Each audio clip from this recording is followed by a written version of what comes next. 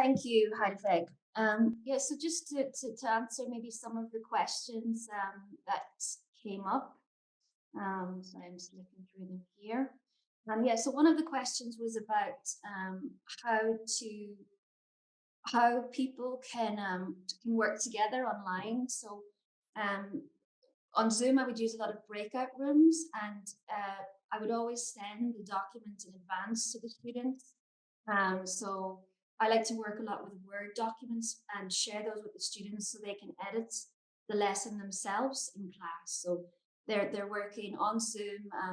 They have their laptop open.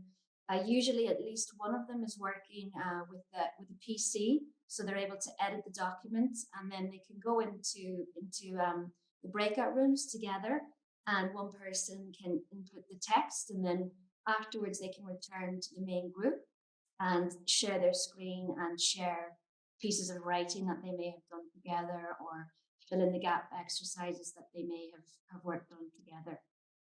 So I think that was maybe the first question. I had maybe a follow-on question from that, Yeah. Aoife, and I was eager to hear your opinion on this as well. Just, that feeling when, as a teacher, you join a breakout room and you get the sense you're almost interrupting or interrupting the flow of it. I'm just wondering what your experience is on that. Yes, I'd agree with you. So I'd often join a breakout room with my camera off and just sort of be in the background and see if they needed me to come in or not. It really depends on the class and the group.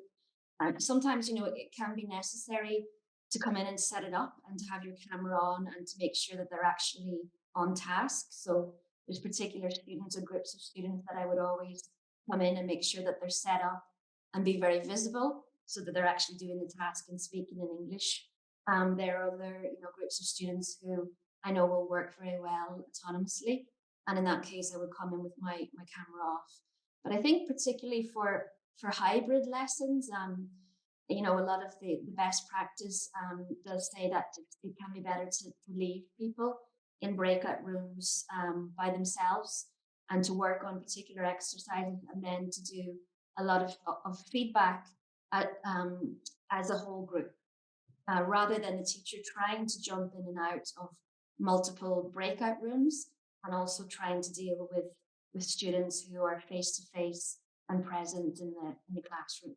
Well, that gets very complicated in hybrid, Yes, jumping from one yes, breakout to another. yes, yeah, Thanks. yeah. Um, okay.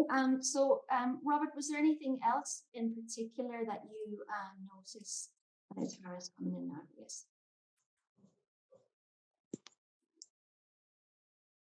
Yes. Yeah. So Gary's just put into the chat and Robert about the eavesdropping sense. So I suppose in Mhm. terms of monitoring the students, it's really changed our role as teachers. So in the past, I would have been very actively monitoring my students in a face-to-face lesson by walking around, listening, eavesdropping, noting down language that they had said, and maybe interacting with them one to one in the classroom environment or in small groups, as well as in a whole class environment.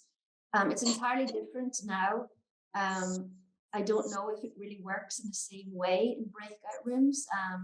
In my experience, as Robert was saying, it can Mm. make them a bit uncomfortable if they're aware that you're there and you're Yeah. listening to their It's, conversation, in a virtual sense. it's something I've been thinking about recently as well. Like, way you can never fully replace it, but the feel of being in the room with somebody and reading somebody's face and how they're integrating in the lesson. But as online still can be quite an intimate way of communicating with somebody. And I've been thinking recently with the way we're doing hybrid, for example, there may be little ways we can give something to people online that we're not giving to people in the classroom. And one of the ways, like, it as a practical way of doing like a sound check, like a 5 minute call from the classroom, a sound check to a student. But you could actually disguise that sound check. You could disguise something else in there and just check how they are and how they're doing.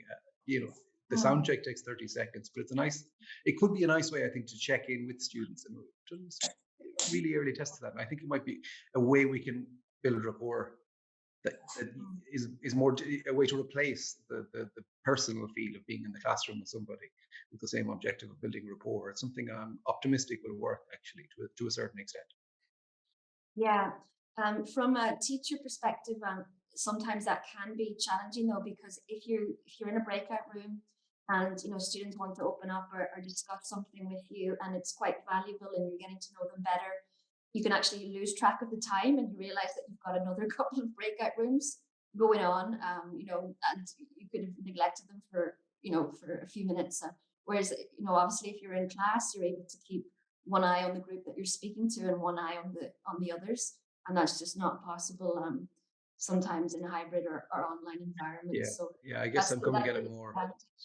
Yeah, I'm coming at it more from the perspective, I suppose, than about outside the classroom. Really, yeah, I agree with you. It wouldn't be practical yeah, from the teaching point of view to have your mind in two different places at yeah, once. But it's possibly something like yeah, directors of studies can do, or yeah, organizers can do before class for a few minutes, or potentially yes, after class, something like that.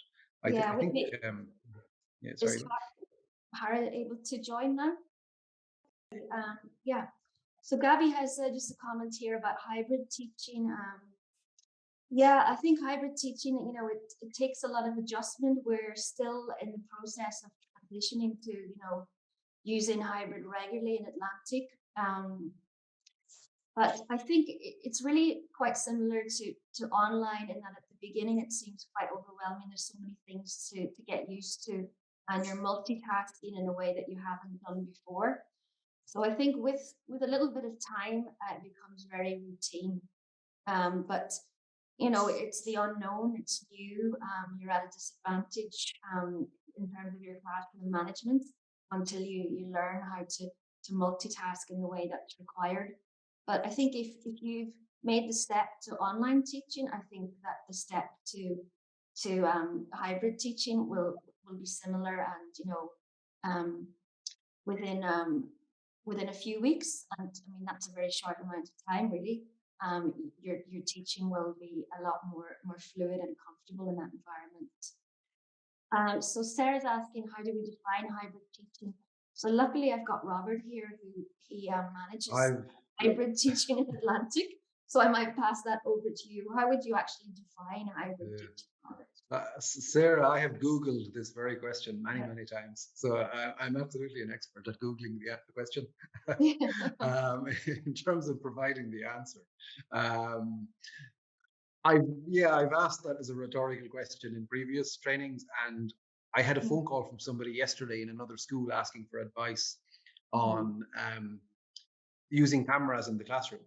And the first 10 minutes of the conversation, I was just establishing what they wanted, and they were talking about hybrid learning, but they didn't use the term hybrid. They didn't know that's what hybrid was, and they were confusing with blended learning as well.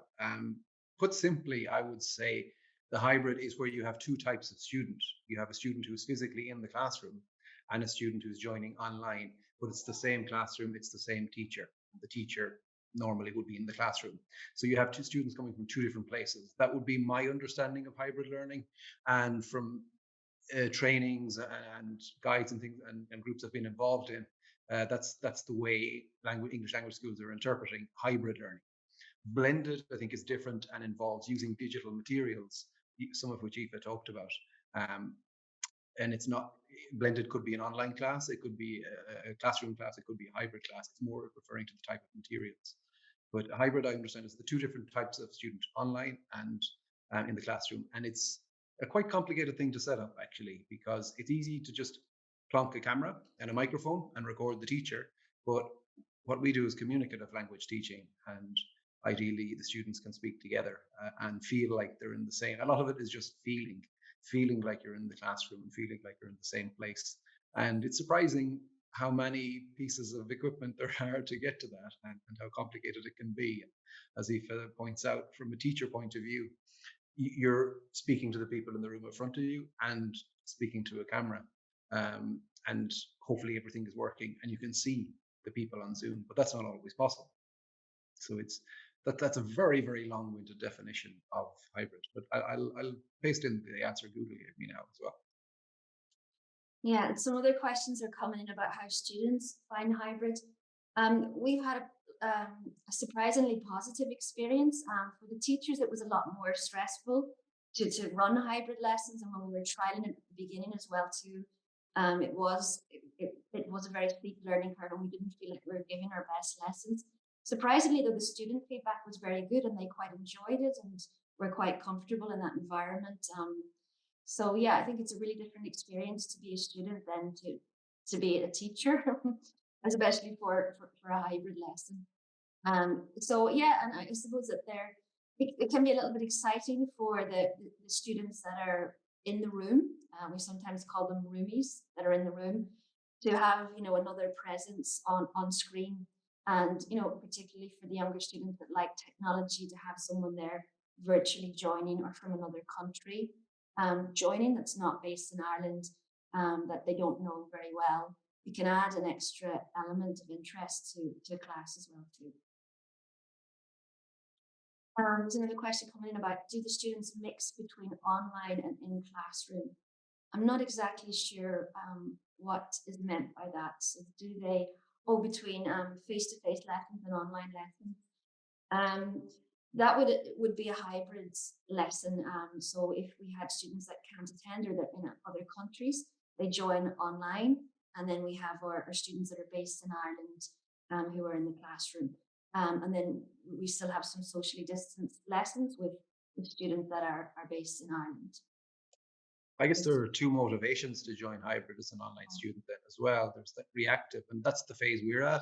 And I think the yeah, phase most schools are at in Ireland, and probably in the UK as well. It's a reaction to people who can't be there if they're still in their home country, or maybe when we started doing it, they were quarantining, having just arrived in the country. But then there's another later cohort of people who would be interested in the online part of hybrid, who maybe don't want to travel or can't afford to, and would like to feel like they're in a classroom. But I think that's a later evolution of it.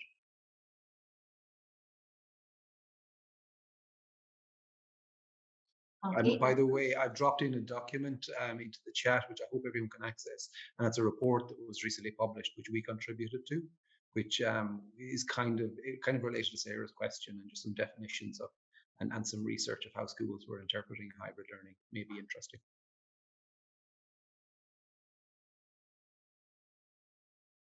Okay.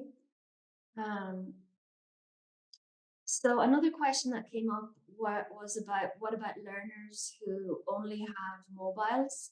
So this was definitely a challenge for us when we first moved to online, you know, because we had, of course, that students that whose sound wasn't very good, whose Wi-Fi wasn't very good.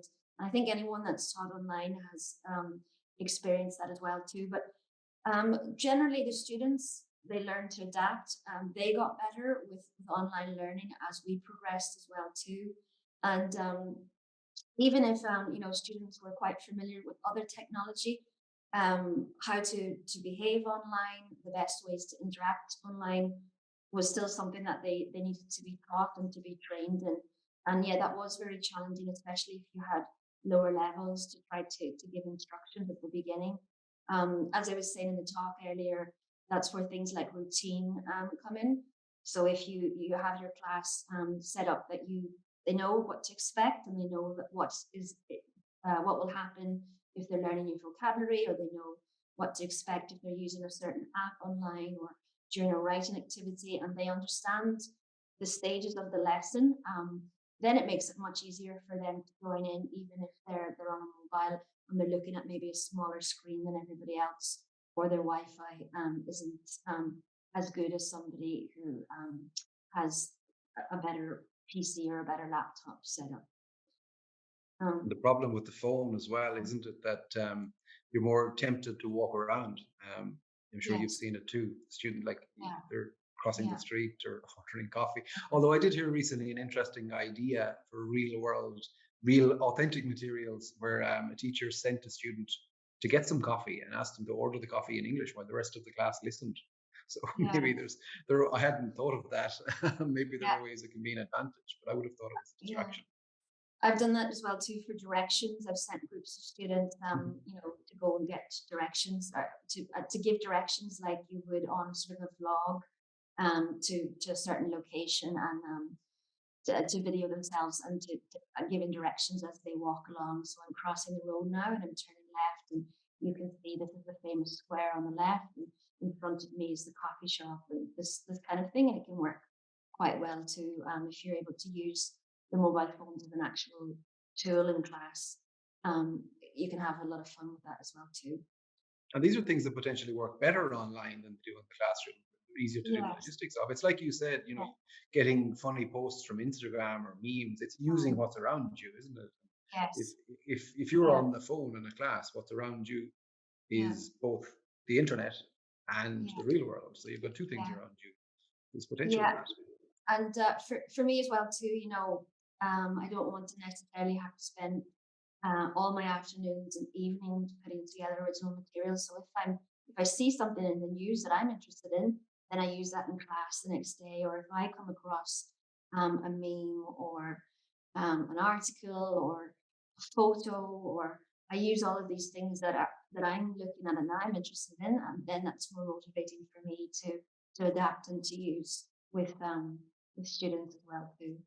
So to bring in your own interests to the class as well too, and then very quickly they pick up on that idea, and then they start to bring in their own photos or stories or filming themselves cooking a recipe or where they've been yesterday. And visually, it works very well if they can share that content in an online environment, with sharing photos, sharing screens, sharing videos.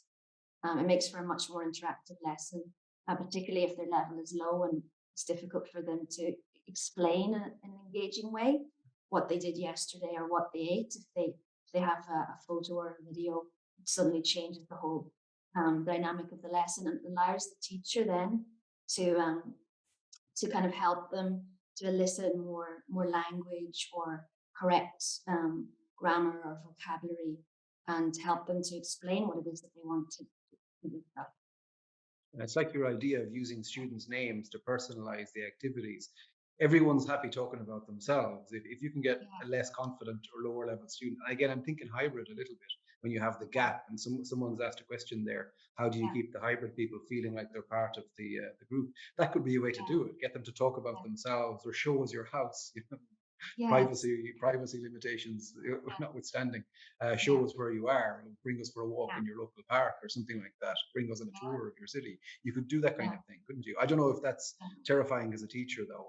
It's easy for me to say as an idea. yeah. Practicality, I'm not sure, but Yeah, there's if you potential. if you prepared them and you set it up as, and you had lots of guidelines for the task and what would and would not be acceptable, then yeah, that could work very well, I think.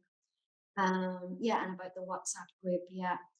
Yeah, so there's kind of a for and against WhatsApp. I depended on it a lot at the beginning, but one of the disadvantages I found was that WhatsApp was so easy for my students to use at a lower level class that they weren't engaging with our actual official virtual learning platform.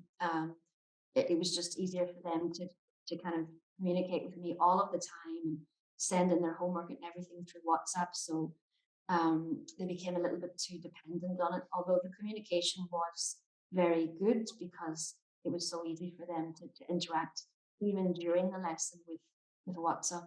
But I suppose ideally it's better if they can do that by maybe preparing something in advance and telling you that they want to share these images, and to keep things a little bit more what is the word that I'm looking for?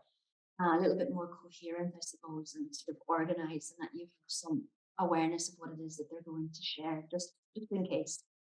I think there are other Um, ways to share images yeah, as well. If yeah, say if a teacher didn't want to give their phone number or be connected on mm, WhatsApp, because that does open a door to mm, other things. mhm, A collaborative Google Photos album. You could use Moodle for this purpose as well. That's not really for collaborative Flickrs, things like that.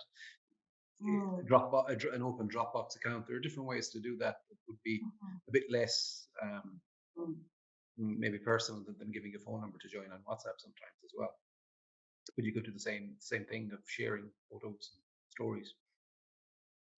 And yeah, that's a good comment that's just come in about students who don't want to share personal information. And also, there's a lot of teachers who are not comfortable teaching in that way.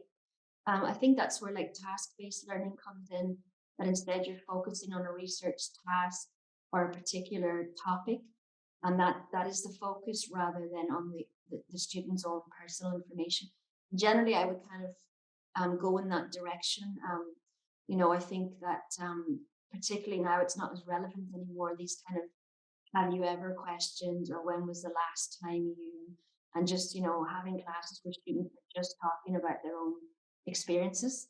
I think that they get a little bit tired of doing that, and particularly during the pandemic when they weren't having that many experiences and everybody was just going for a walk and cooking at home, talking about yourself, it became a very limited way to teach, even though I suppose it's the basis of communicative language learning. So that's where task-based learning became a very important methodology in my classes anyway, that we were focusing instead on researching something new and working together on completing tasks rather than just talking about ourselves, because really there was weeks where we had very little to say. There was very little that happened. Yeah. Thankfully it's changed a bit since then in Ireland, but it depends on the country that the student is based in as well too. So somebody is asking about, does it take longer to prepare your lesson in a hybrid setting? I think there is a lot of preparation needed. Again, it would be similar to online. At the beginning, it took hours to prepare an online lesson because I had to think through every step of the lesson. And hybrid, the adjustment is a little bit easier if you've already worked online. But as I said, I think hopefully some of the methods that I talked about earlier will help you to maybe be able to do things a little bit faster and to use some quick ideas and materials that you have around you. One thing I wouldn't encourage you to do is to kind of search endlessly for materials online, because that's something that will become very time consuming. So instead, I would encourage that you just adapt what your syllabus is, or what the textbook you have to use is, or what your topic is, and what materials you have available, to use them or adapt them to fit your particular class at that time. And that will be a lot faster. It's a lot faster to, create little exercises than it is to spend hours looking for exactly what it is that you want. Online, it's just endless, the amount of material that has been created, particularly in the last year. But I think you can waste a lot of time doing that, and you learn more if you create your own materials, and they will always be much more focused and suited for your particular student and for their needs.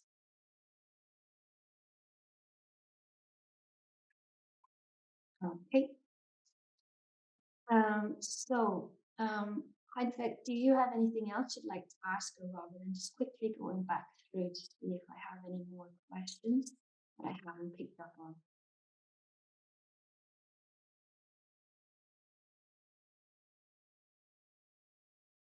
So there was a question, yeah, it was earlier on, about why we need to adapt the target language.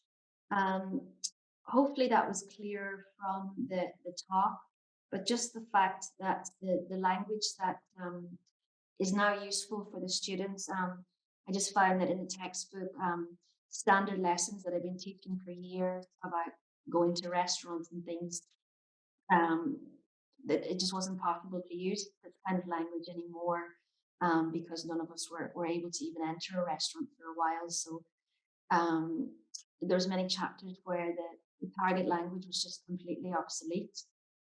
So for that reason, I had to think about how I could adapt target language that would be in some way relevant to, so by target language, you really mean topics. Yes, topics, but also say if the topic is food, maybe the target language is about countables, uncountables, or how to make polite requests, or new vocabulary. It could be as well too. But everything in the textbook was just always a little bit off. It just didn't quite fit into the current situation. So I had to think of a new way to teach countables or uncountables um, that wasn't about ordering in a restaurant, for example. Yeah, so yeah, um, I suppose target language, key expressions, key grammar, the new language that you want students to know at the end of the lesson. And is it the same for mature learners? Um, yeah, I suppose everyone is for teenagers and mature learners. Um, I suppose I don't understand exactly the context for this, but the topics would certainly be very different. Um, and mature learners, so people over 30, 35, I guess, is mature. Um, yeah, I think it's the same for everybody at the moment because everybody's lives has changed considerably. And maybe for teenagers, there's life skills that they're actually missing out on at the moment, as I mentioned in the talk, things like socializing and their interaction skills. They need these life skills as well too. So that can be combined with learning English. You have to think of their whole development as well as their language skills. So Gabby, would you like to come in? Yeah, I'm just gonna, if you want to unmute. Aoife? Hi, Gabby. Hi. Sorry, I feel like I'm confusing you. It's I may have been, I don't know, a little bit confused myself. That's why. So, my question really is because when you said that we need to adapt the target language, I immediately felt like, why do you need to adapt the target language? I mean, the target language is what it is, whether it's face to face or online. Um, so, um, so really, I mean, how do you mean the target language? Because at some point I felt that maybe it's the actual topics. Mhm. Because if you have, I mean, I can understand. I have a little niece who's 15, and I can see how the target language would probably have to be adapted for her purposes because she uses a lot of TikTok, and it's a different kind of language that teenagers speak, right? But then Mhm. in the classroom you may have older students my age, students who are, I don't know, 40, students who are professional people, and why would they want to, how would you adapt the target language then? I mean, it's the same language, right? You teach the same grammar. Yes, that's right. Yeah, I see what you mean. That's a good question. I suppose there's lots of words. Maybe that terminology you could put it into other words and say things like key language. My understanding of it would be, say for example, if you open up the unit of a new textbook, usually they have some reference for the teacher there, what the key language is that they need to teach. That's their objectives for the Yeah, lesson, and maybe they would go into more detail in the teacher's book. So that's yeah, what I refer to as direct language. There's yeah, lots of other ways that you can describe it. I suppose just from looking at that in detail, hard to think of an example off the top of my head, but everything needed to be tweaked or changed a little bit when I was looking at that guidance from the textbook, from the syllabus that we had in Atlantic. But fundamentals, of course, are the same. yeah, Um, I suppose it comes, the crossover with functional language as well mm, too. So as we were talking about, now students may need language more for working online and communicating in an yeah. online environment instead of face to face. So some of the language that you might use in that case would be different, you know. Yeah, I mean, I Um, loved this activity that you showed us. The sentences, they were absolutely brilliant, so relevant, all about um, the online environment. So, and that was when I kind of felt that maybe that was how you meant adapting the target language. So, Yes. Um, yeah, but yes, but I mean, I wouldn't know how to answer this question myself. So I'm asking you, but I don't know the answer to this. I mean, how, because but it's really essentially it's the same as in a face-to-face classroom. It really adapting the target language means adapting it to the needs of the learners. Yes. So that is also at the age of the learners. So if you have younger learners, then you can rely more on apps and technology. If you have older learners, they still expect you to be a little bit old fashioned online as well. They expect you to actually um, be, I don't know, the lesson. I don't know if I'm making sense now, Aoife. So, Yes, um, the learning style would be very different. And I suppose, as I was saying, you know, my learning style is based on how I myself uh, was a student and experienced learning. So that would be in an environment where I'd be more comfortable with someone presenting to me and getting my information in that way, rather than researching it for myself. So I think the age absolutely comes into yeah, it. But I think these are 21st century skills now, and that I think all of us have changed our learning style. So my learning style is completely different to how it was at university in good and bad ways. For example, at university, I got most of my knowledge from books and I read a lot. And now, unfortunately, my knowledge, very little of it comes from books at the moment and yeah, from articles and things. And that's a pity. And my attention span is also shorter now, too. And I think even our mature learners, their attention span is shorter. They're not teenagers, but they need to be engaged in a little bit more of a fast-paced and the sort of exciting, relevant way. I think we all have less patience, even if we're in our forties. Uh, in terms of the information that we are prepared to receive, and how we receive it, and the style in which we receive it. yes. So we want instant gratification. We want to get the answer, and we want an up-to-date answer, and we want it as quickly as possible. I think in general these days, Yeah, that would be my view anyway. So I don't yeah, know yeah. what other No, people. no, it's great. Yeah, thank you, Aoife. Thank you. So would anyone else like to comment on that?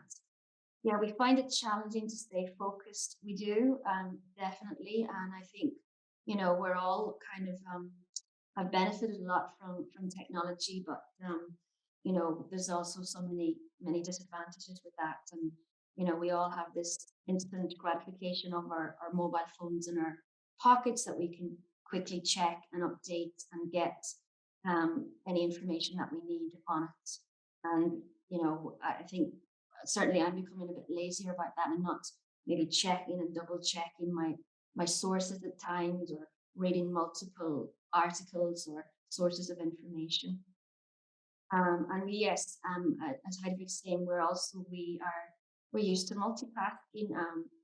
I'm not sure that I would have the same attention span as I had at university, where I would sit for hours in a lecture theatre and be completely engaged, just listening to one speaker. I think if I was in a lecture theatre now, I would have one ear and one eye on the speaker, and the other would be on my mobile phone, and I'd be checking things that he or she was saying. And yeah, so and I'm a teacher, so yeah. Um, I think that we can only expect so much from the students as well too. And There's a as question well, about yeah, CPD that maybe is an interesting one. We could oh probably yeah, both answer it as well. yeah, Like I would maybe come at it from what we aim. You've done quite a lot of training on this as well in CPD, but from a training point of view, on hybrid, that was the question, wasn't it? CPD for hybrid settings, yeah. There are some good webinars and web content out there. From Equals have some, International House have published some good content on this as well, and there is some reading out there. And at the risk of repeating myself, googling that will find it. But I think nothing beats on hands-on training. And you mentioned learning types. And, personally, I like to learn things kinesthetically and get my hands on them, and that's the way I would advocate learning something as complex as hybrid as well. And we had in Atlantic we had a pilot week, first of all, with just teachers, where they taught each other random topics. Some of them are completely mad. But the idea being was to get familiar with the technology with friends and colleagues in a non-intimidating way. But using the technology is the new thing. So just to get familiar and get confident. So take the whole teaching thing out of it, really. And just, it was a bit of fun actually as well. So that's one way for anyone looking at group training for hybrid. That I think is much more value than sitting through external content on it. And then then the second part of training was bringing in students, and again students who knew that they were guinea pigs a little bit, and they were there for the training purposes, and putting on like a free little course was again just a training experience to get practice. It was all about practice really, and that's not formal CPD, and there wasn't a certificate at the end of it, but in terms of what our needs were to have teachers get comfortable with it. That was the way we went, and I know you were involved, even. I know you have your opinions on how it was and how useful it was, but that was the original intention anyway. Yeah, no, it was very useful, and absolutely, I think it's the only way to learn. I mean, someone can demonstrate how to use the technology and how to sort of multitask with maybe two different screens and engage with students online and in a face-to-face environment. And it can look very easy. Robert's quite good with technology, so when he does it, he makes it look very easy. He's very comfortable on camera as well too. When I attempted to do it for the first time, it wasn't at all easy, and it was very difficult for me to juggle and to multitask all of these different things. So yeah, you can only learn so much from watching somebody else, and just sort of physically being able to use all the different controls. And do that for yourself in a hands-on way is so important, I think.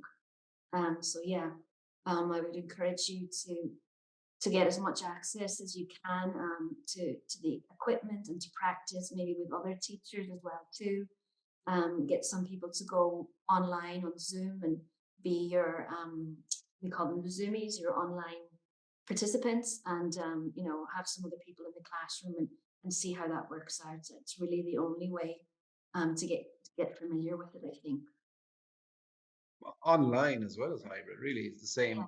same, Yeah. stands the same reason. Yeah. Yeah. Absolutely. I would agree. Yes. The online students and face-to-face students, did they interact at all during the hybrid lesson? Robert, I think this is your area of expertise. If you want to answer that one about.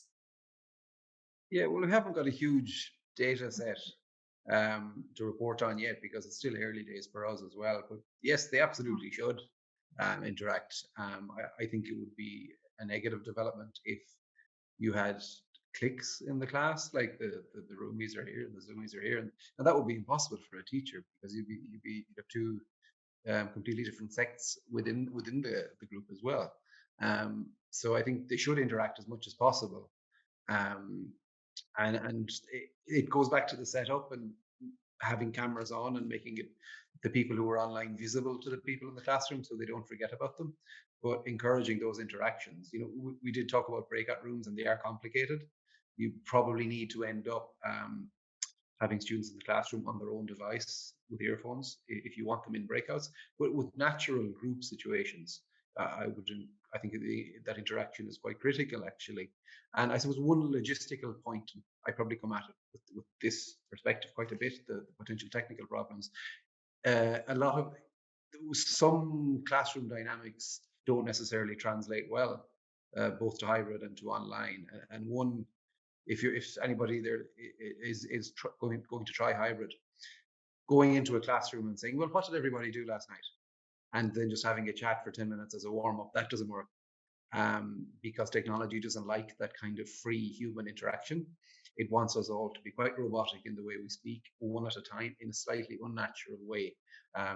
Zoom and like, for example, if Aoife and Hedy and Aoife and I and Gabby were all to all start speaking at the same time, Zoom would get confused because it wants a single speaker. So it's not quite, even the way we're speaking is not quite natural interaction. So I think teachers who really like that type of natural interaction and bring loads of conversational authenticity into the classroom, they need to reevaluate a little bit before they try online and before they try hybrid, especially.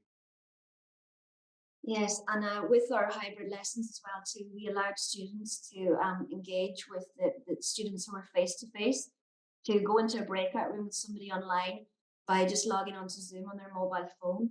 And sometimes they would leave the classroom to do this. And actually, we found that they were very eager to do this and eager to participate. And it was something different in the class. So maybe they're talking face to face to another student. And then in the next task or the next activity, they leave the classroom for a few minutes and they engage with somebody online on Zoom. And again, it's just something different. It's a different format that they can use within the class. And they're doing that just, once in a 90-minute class. They're doing that for 10 minutes in one class. That can be an enjoyable activity and a way to get to know the students who are online.